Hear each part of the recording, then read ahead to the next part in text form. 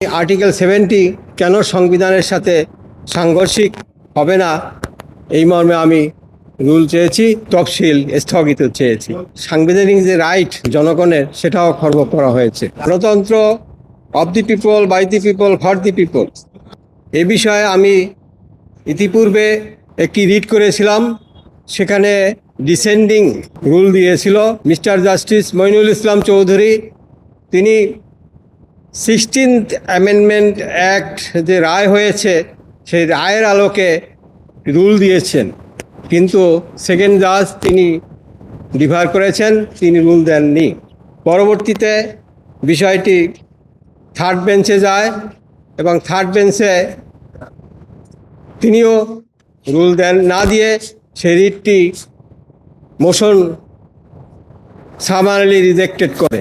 পরবর্তীতে আমি এ বিষয়ে সুপ্রিম কোর্টে কোনো আপিল করি নাই, কিন্তু হাইকোর্ট রুলস অনুযায়ী যদি সামারি রিজেক্ট হয় তাহলে নতুন গ্রাউন্ড নিয়ে পুনরায় রিট করা যায়। তাই আমি পুনরায় নতুন গ্রাউন্ড নিয়ে আর্টিকেল 70 বৈধতা চ্যালেঞ্জ করে রিট করেছি। In the heart of the city rises a destination built for greatness. International Convention City, Bosundhara. Life takes a new course. এবং সাথে সাথে আগামী 20 তারিখে যে প্রেসিডেন্ট নির্বাচন, সেই নির্বাচন বিষয়ে যে সংসদে আলোচনা হচ্ছে এবং বিভিন্ন পত্রপত্রিকায় আর্টিকেল 70 নিয়ে সমালোচনা হচ্ছে, এই পরিস্থিতিতে আমি সেই আর্টিকেল 70 বৈধতা চ্যালেঞ্জ করে এবং সাথে সাথে আগামী 20 তারিখে যে প্রেসিডেন্ট নির্বাচন তার বৈধতা চ্যালেঞ্জ করে রিট করেছি।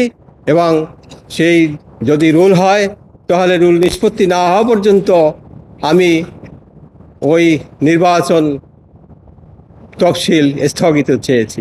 আমি গত প্রেসিডেন্ট ইলেকশন আমি একবার ফর্ম নেওয়ার জন্য গিয়েছিলাম, কিন্তু আমাকে দেয়নি। কারণ প্রেসিডেন্ট ইলেকশন করতে হলে আরপিও মতে 3 জন মেম্বার অফ পার্লামেন্টের প্রস্তাবক, সমর্থক, তাদের সই লাগে। প্রেসিডেন্ট ইলেকশন করতে হলে 3 জন মেম্বার অফ পার্লামেন্টের সই স্বাক্ষর প্রয়োজন হয়, যার জন্য কোনো সাধারণ নাগরিক প্রেসিডেন্ট নির্বাচন করতে পারে না।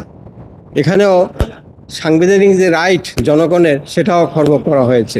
আর্টিকেল 70 কেন সংবিধানের সাথে সাংঘর্ষিক হবে না এই মর্মে আমি রুল চেয়েছি। নির্বাচন তফসিল সেটা কেন অবৈধ ঘোষণা করা হবে না এই মর্মে রুল চেয়েছি এবং রুল নিষ্পত্তি না হওয়া পর্যন্ত আমি নির্বাচন তফসিল স্থগিত চেয়েছি।